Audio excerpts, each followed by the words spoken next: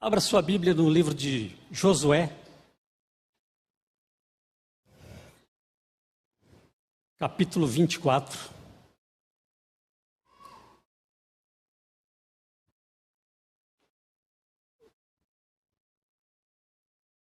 Verso 15.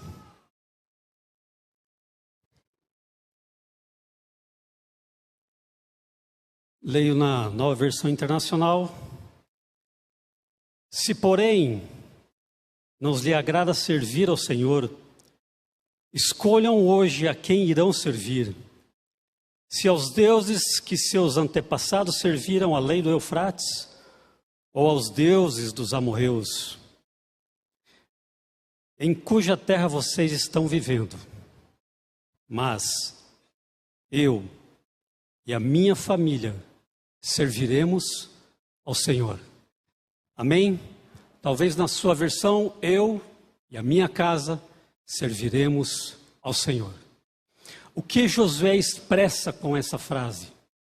Josué está colocando que dentro das paredes da sua casa, qualquer aquele que adentre a sua casa, qualquer seja seu familiar, qualquer seja seu amigo, aqui dentro desta casa serviremos ao Senhor.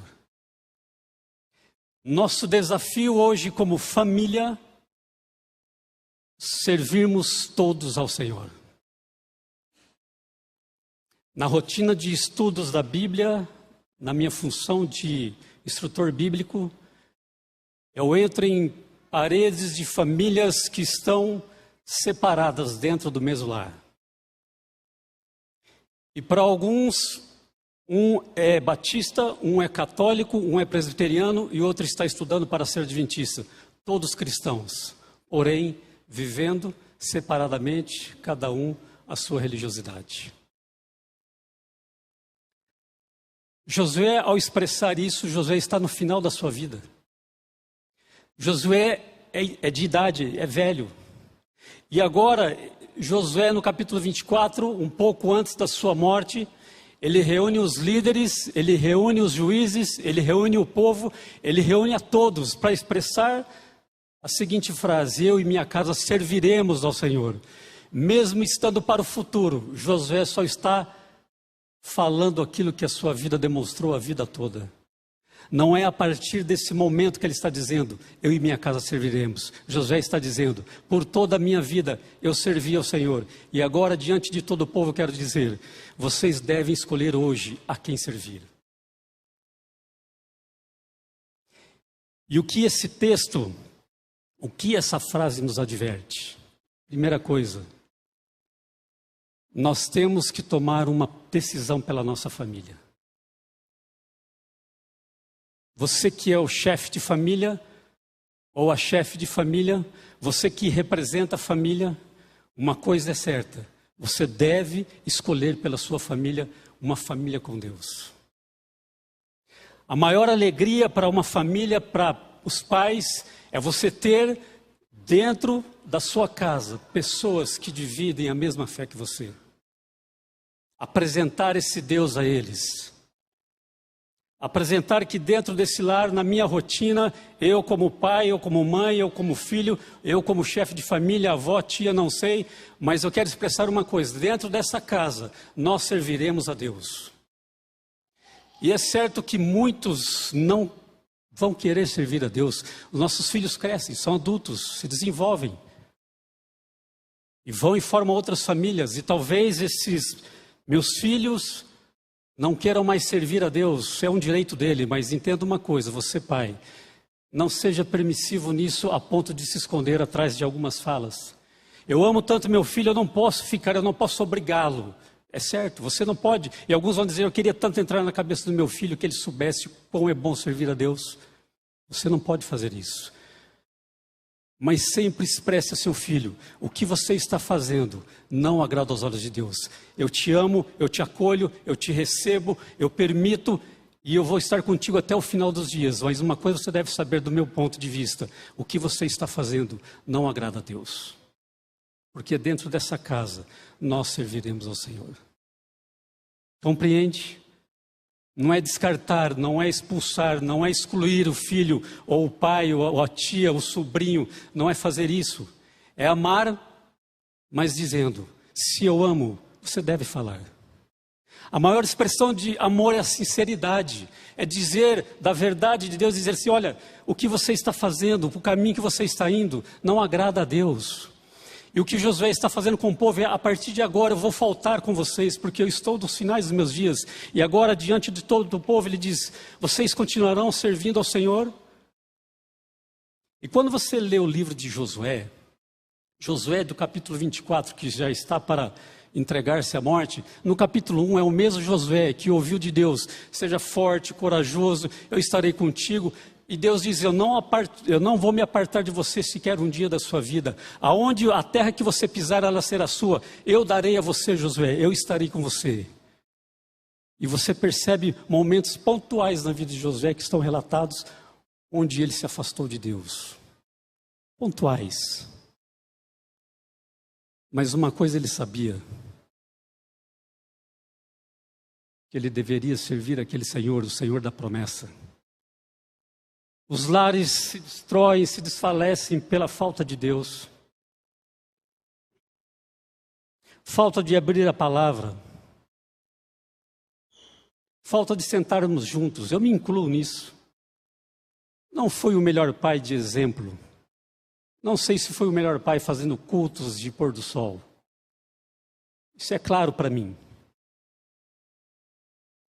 Mas devemos refletir sobre isso. Cada mensagem que eu busco preparar, eu sempre reflito muito como está a minha vida diante disso. E eu sei que eu falei muito nisso. Mas devemos constantemente lembrarmos que dentro das nossas lares, Deus deve ser o único a ser exaltado ali. As paredes da nossa casa devem ser uma bênção na nossa vida. E para cada pessoa que ali entrar e nos visitar, deve ser bênção na vida desses também. Assim foi na vida de Josué. O livro de Josué, ele está dividido do capítulo 1 ao capítulo 11 em conquistas, batalhas, movimentos militares, políticos. E no capítulo 12, uma relação de 31 reis que já haviam sido vencidos por Josué. 31 povos que Deus lutou por esse povo. Deus estava dizendo, eu estou lutando. E aí eu te pergunto hoje, o que essa fala, como segundo ponto, determina hoje? O que essa fala, o que essa expressão de Josué determina quando ele diz, eu e minha casa serviremos ao Senhor? Ela determina que o Senhor é a minha prioridade. Além de dizer que nós devemos tomar uma decisão pela família, uma coisa está certa para Josué, o Senhor é a minha prioridade. E sabe o que Josué está fazendo aqui? Quando você lê o capítulo 24, Josué está fazendo uma renovação de aliança com Deus. Sabe quando renovamos a aliança? Talvez quando tudo vai mal. Precisamos sentar, conversar, vamos começar de novo. Vamos prometer aqui nós dois. Vamos recomeçar. Vamos arrumar as coisas. Josué está fazendo aliança quando tudo está bem. Porque já fazia alguns anos que o povo já não mais guerreava. Havia paz. E é dentro do momento de paz, de tranquilidade, que Josué busca fazer essa aliança com Deus. E Josué traz o povo para dizer assim, vocês se lembram de todos os reis que nós vencemos? Vocês estão percebendo que agora vivemos em paz, em tranquilidade? Então eu quero dizer uma coisa para vocês, querido povo. Hoje, tomem uma decisão. A que Deus vocês vão continuar servindo? E eu pergunto para você hoje, a que Deus você está servindo? Interessante que de todas essas nações, e aí eu quero te refletir algumas coisas com você. Cada nação que eles iam adentrar, cada cidade que eles iam conquistar, Deus sempre dizia uma coisa, as práticas desse povo não me agradam. Vocês não devem praticar o que esse povo pratica, a cultura que eles têm, os ritos que eles têm, os deuses que eles têm, tudo isso vocês não praticarão. E aí veio uma enxurrada de frases no nosso meio cristão, que dizia assim, a cultura mudou muito, Marcos. O jovem de hoje não é mais o jovem como você era. Sabe, Marcos, é que você já está velho. E o adolescente hoje não pensa mais assim. Nós devemos discutir aqui na igreja outros assuntos além da Bíblia. Tá certo, devemos. É válido, claro. Mas nessa busca de suprir esses desejos, porque o mundo tem falado disso, porque o mundo tem falado daquilo, nós queremos, os nossos jovens precisam ouvir isso dentro da igreja. Amém por isso, devemos investir tempo em juvenis e adolescentes, desde a base, instruindo, falando sim sobre sexualidade e outros assuntos, devemos fazer isso. Mas nunca devemos fazer essas coisas sem se apartar da Bíblia. A regra de conduta e fé é essa daqui. Precisamos de programas para os jovens, precisamos de mais noites de louvor, precisamos de noites esportivas, claro que precisamos. O social é impressionante porque Deus, quando Ele lida com o povo, o seu povo, Ele não lida somente quando Ele diz assim, vocês serão escravos na Babilônia. Você vê que das promessas de Deus e dos pedidos de Deus, a maioria era de questão social. Construam casas, construam suas famílias, se relacionem, sejam fiéis à política do lugar. Deus está tratando desses assuntos também. Não é só vida religiosa. Mas uma coisa eu quero te dizer. Enquanto ficamos pensando, bolando, querendo inventar a roda para falar de Jesus a esses jovens, talvez seja por isso mesmo que devemos falar, porque a Bíblia não tem sido aberta. Estamos deixando de lado as palavras do Senhor para falar de outras coisas. Não devemos nunca, jamais se apartar desse livro. Quero falar sim de sexualidade com você, quero falar sim do que está certo e do que está errado. Mas uma coisa, querido jovem, você tem que entender, Deus tem que ser a prioridade da sua vida. E Josué estava dizendo, Deus é a prioridade da minha vida. Dentro da minha casa, eu e minha casa serviremos ao Senhor. Josué jamais deixou de cumprir a sua missão. E nós como igreja jamais devemos esquecer a Bíblia. Não devemos substituí-la por nada. Devemos adicionar, sim, vários assuntos, rodas de conversas importantes. Por quê? Porque o mundo tem engolido. Mas por que o mundo engole? Por falta de firmeza aqui. Não podemos deixar despreparados esses jovens.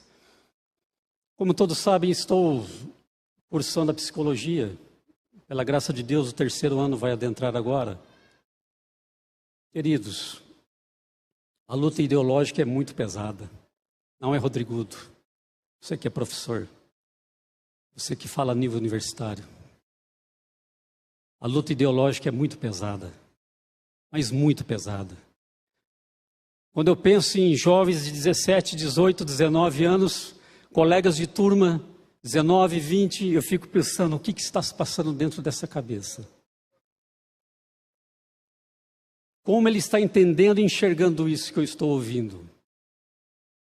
Por isso que nós devemos, sim, desde a base da igreja. E aí, querido pai, se você ama a Deus e quer que Deus seja o único da sua casa, eu quero te dizer uma coisa, não tenha o capricho de não colocar o seu filho, por exemplo, num clube de aventureiros. Não se dê o capricho de não incentivar o seu filho a não ser um desbravador. Não se dê o capricho de não trazer o seu filho nas atividades, no coralzinho, desde a base, desde a primeira infância. Não faça isso com o seu filho. Se você está querendo que a sua casa seja um lugar de Deus, comece pelos seus. E há um ditado, dizem que é chinês, não me importa agora, o que me importa é o ditado, que diz assim, antes de você sair e salvar o mundo, primeiro dê 3 voltas dentro da sua casa. Como é que está a sua casa? Por que você quer salvar o mundo primeiro, se os de dentro estão se perdendo? Como está a nossa igreja? Como está aqui os de dentro? Como estão aqui os do rebanho? Quantos bons dias você já deu hoje? Quantas pessoas novas você já conheceu? Quantas pessoas têm entrado e saído dessa igreja sem receber um abraço, um oi, quem é você? Tudo bem? Está tudo certo? Posso te ajudar? Nunca te vi. Talvez seja membro aqui há 10 anos. Está tudo certo se você ainda não conheceu, então o conheça. Expresse esse interesse pelas outras pessoas. Quando eu expresso, eu e minha casa serviremos ao Senhor, nós devemos entender que envolve muito mais do que somente você e sua família. Devemos estender isso. devemos levar a mensagem a outras pessoas.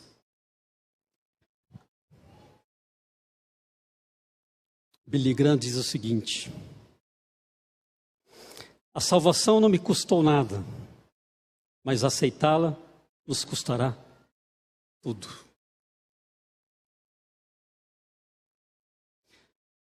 A salvação não me custou nada, mas aceitá-la nos custará tudo. Sabe por que eu li isso? Porque a fala de Josué, o que ela nos revela, é que não tem como separar o Deus de suas promessas. Não tem como olhar para Deus e separar Deus daquilo que Ele prometeu. E é por isso que Josué olha para todo o contexto do povo, olha para diante do povo e diz: olha, a partir de hoje devemos nos posicionar, vocês devem escolher. E você vai ler o capítulo 24, você vê que ele diz assim: esses ídolos que vocês têm ainda na sua casa, desfaçam desses ídolos. O povo ainda trazia com eles alguns ídolos de outros povos. Mas Josué confiava na promessa. E talvez, se eu ler aqui para você, olha, hoje eu vou pregar sobre Gadiel, sobre Amiel, sobre Setur. Conhece esses personagens?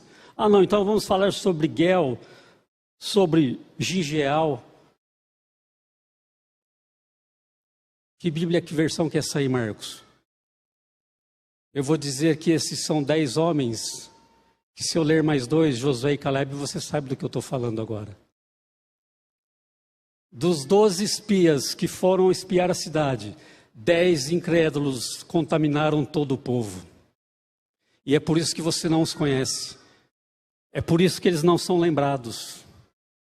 Porque a função que eles tiveram foi totalmente negativa. Enquanto eles olharam, se consideraram como gafanhotos diante daqueles povos, quando eles olharam as cidades fortificadas, Josué estava dizendo assim, naquele momento já, ainda quando novo, dizendo assim: eu e minha casa serviremos ao Senhor, e se o Senhor nos prometeu essa terra, Ele nos dará. Então somente Josué e Caleb creram nas promessas de Deus.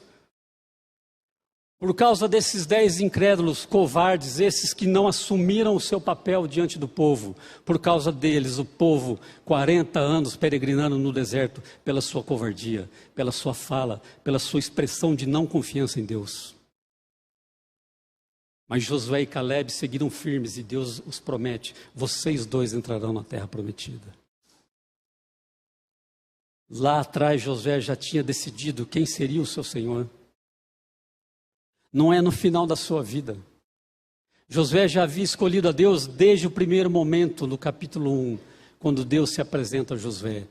Josué não consegue separar as promessas de Deus do próprio Deus. Você está entendendo que Deus nós estamos falando? Esse é um Deus de alianças, é um Deus de promessas, realmente. Esse Deus de promessa, Ele olha para o seu povo e diz: eu estou dizendo a vocês que eu farei assim. E por que o povo não cumpre assim?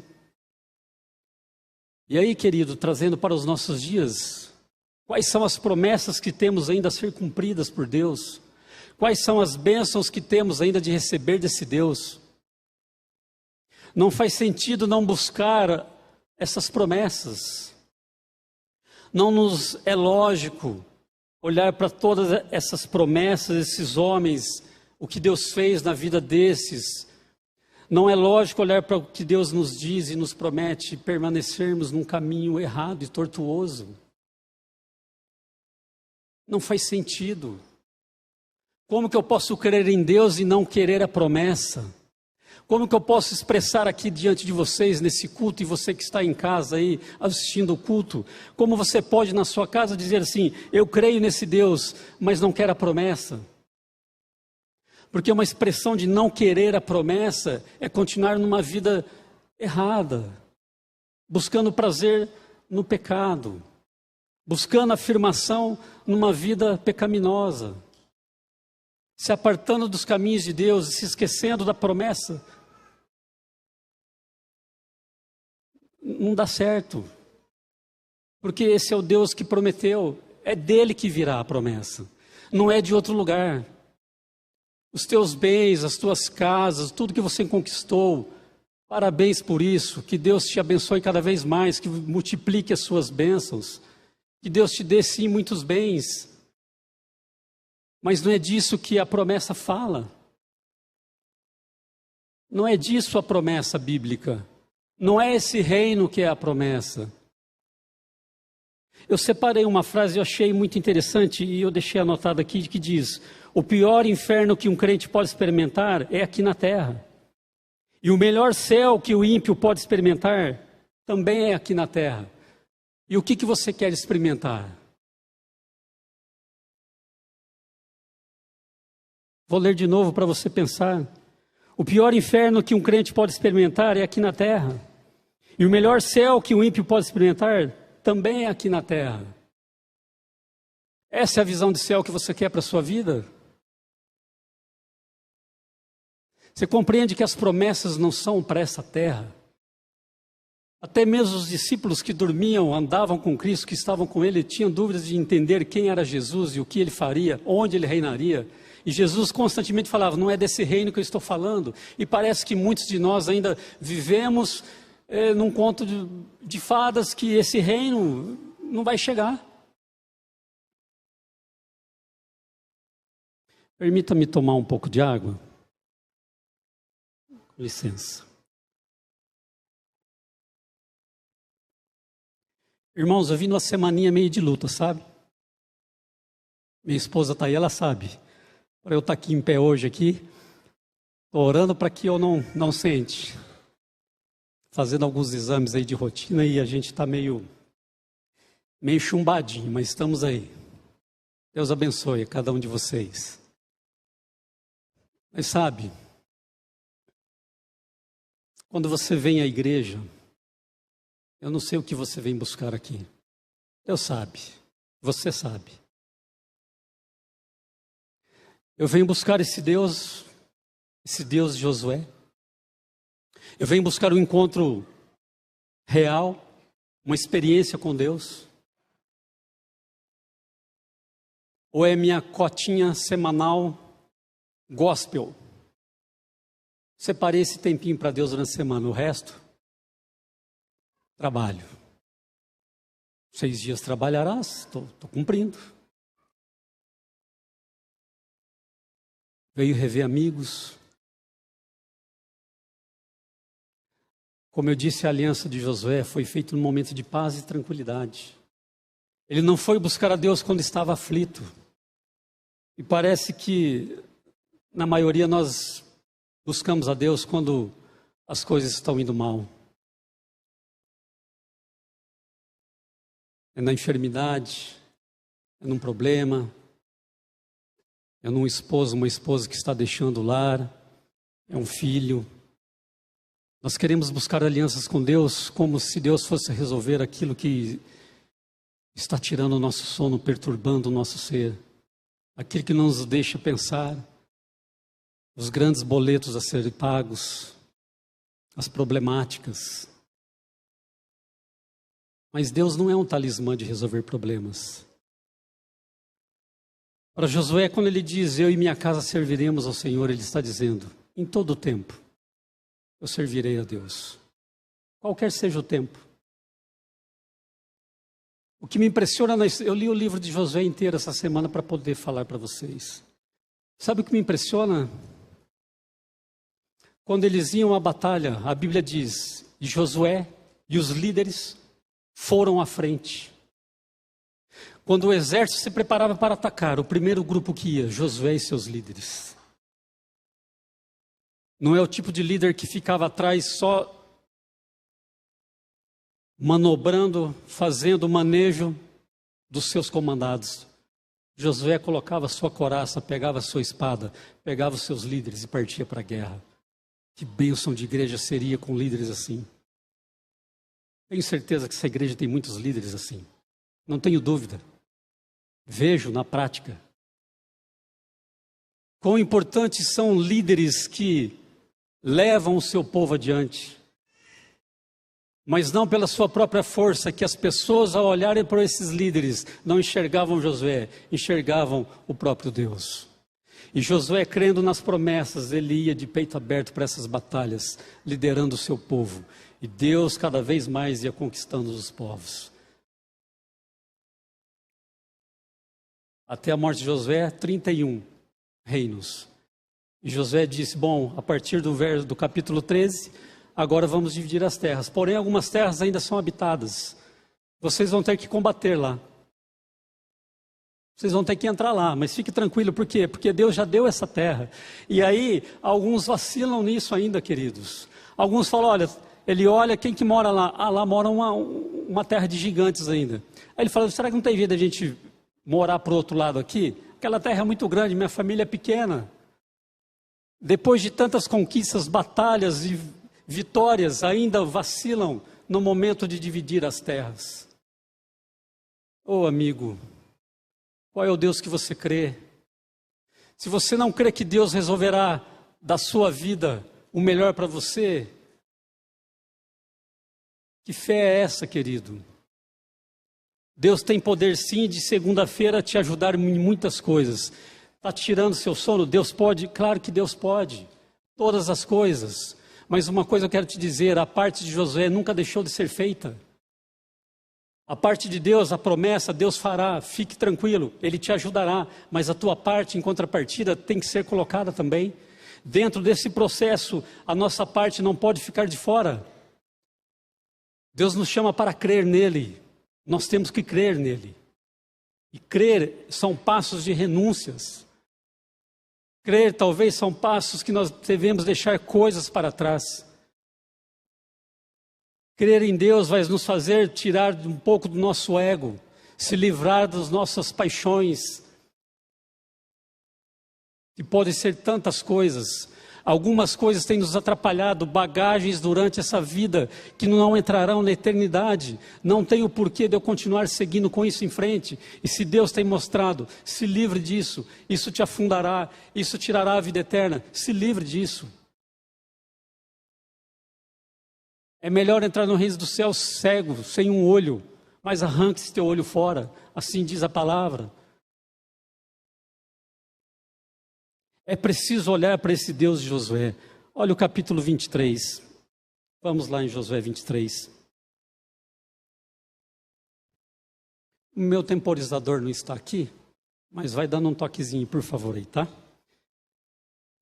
Capítulo 23, verso 1 diz assim: passado muito tempo depois que o Senhor concedeu a Israel descanso de todos os inimigos ao redor, Josué, agora velho, de idade muito avançada, convocou todo Israel, todas as autoridades, todos os líderes, os juízes, oficiais. Eles disse: estou velho, com idade muito avançada.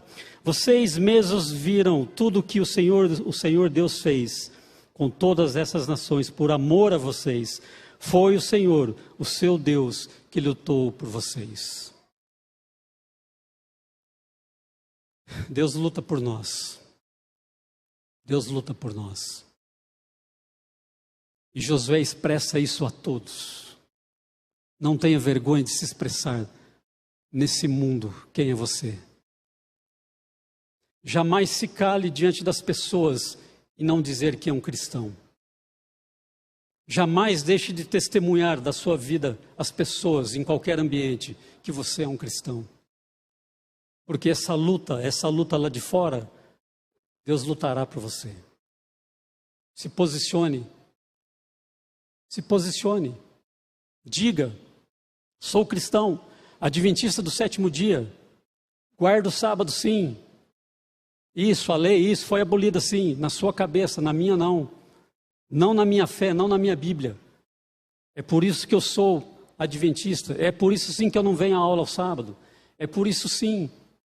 Essa semana eu recebi um recadinho muito legal de uma das colegas de turma. Eu vou dizer uma frase para você entender como ela se expressa nas aulas. Sou mulher, sou negra e sou lésbica. Sempre. Porque os assuntos são questões sociais. A discriminação. E ela sempre se expressa assim. Um dia ela chegou a mim e falou assim: por que você é tão tranquilo nas aulas? Por quê? talvez um temperamento, mas eu quero te dizer uma coisa. A igreja para mim é uma escola e eu aprendi muito lá. E o meio onde eu vivo, na minha igreja, nós queremos viver todos tranquilos, em paz. E é por isso que eu respeito a todos aqui, tão tranquilo. E essa semana ela me pediu um favor. Eu falei, eu acho que eu consigo te ajudar. Eu ajudei. E aí ela manda assim para mim, você é um anjinho aqui na terra para mim. Amém. Para quem se expressa dessa maneira e critica duramente a igreja, é bem-vindo essas frases. Por quê? Se posicione. Todos os meus professores sabem da minha função, inclusive, dentro da igreja. Sou professor de Bíblia lá na igreja, professor. Gosto da palavra de Deus.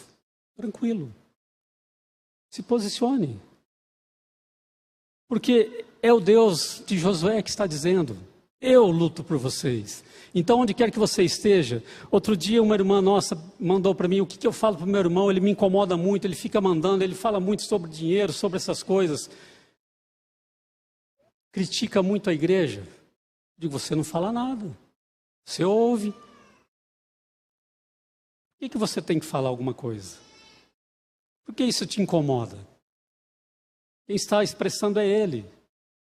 E aí a palavra de Deus vai dizer assim, as coisas espirituais se discernem espiritualmente, ele tem vida espiritual? Não, então esquece. Não vai entrar na cabecinha dele agora. Continue sendo você, continue você dando seu dízimo, continue você fazendo da maneira que você faz. A tua expressão, a maneira de você lidar, falará muito mais alto do que palavras, do que discutir. Não tem que discutir nada, querido. É muito gostoso estudar a Bíblia com as pessoas. Para quem dá estudo bíblico, aqui tem experiência, Marcinha, estou te vendo aí. É uma bênção, não é, Márcia? É uma bênção sentar com as pessoas e estudar a palavra de Deus. Sem compromisso. Estou aqui para estudar a palavra de Deus com você. O resultado não me importa. Não estou estudando para você se batizar. Não temos compromisso com isso. Meu compromisso com você é estudar a palavra de Deus. O que você vai fazer com todas essas informações? Aí é a sua parte, não é a minha. Então o Espírito Santo que trabalhe junto comigo, vou fazer a minha parte, como eu te disse, se posicione, faça a sua parte. Qual é o Deus que você quer na sua casa? Quem é o seu Deus? Qual é a fé que você tem nele? De todos os murmuradores desse povo, nenhum deles alcançou a terra prometida. Adiantou questionar? Adiantou murmurar contra Deus? E alguns se levantam pela manhã dizendo, puxa vida, que semana difícil. Como foi terrível essa semana. Senhor Deus, sou fiel, por que isso tem acontecido? E agora essa enfermidade que veio, e agora isso, e agora aquilo. Murmuram contra Deus e Deus está dizendo, amigo, você tem que entender que o reino que eu prometi não é para essa terra. Essa terra, Jesus olha para Satanás e diz, o príncipe desse mundo será julgado. O príncipe desse mundo, Satanás. Esse não é o reino que você deve conquistar, amigo. Você não é daqui. Deus não te fez para viver aqui. Deus te fez para a eternidade, mas para que isso chegue, eu preciso sim me posicionar. Josué 24. Vamos ler o verso 28 ao 31. Depois Josué despediu o povo, e cada um foi para a sua propriedade. Passado algum tempo, Josué, filho de Num, servo do Senhor, morreu. Tinha 110 anos de idade, e o sepultaram na terra que tinha recebido por herança, em Timnat-Sera, nos montes de Efraim, ao norte do monte Gaás. Agora olhe, Israel serviu ao Senhor durante toda a vida de Josué e dos líderes que lhe sobreviveram e que sabiam de tudo que o Senhor fizera em favor de Israel. Enquanto Josué viveu, o povo foi fiel. Que homem, que exemplo. Nosso maior exemplo nunca serão homens, sempre será Deus. Mas homens usados por Deus também são bons exemplos. Que vida de Josué.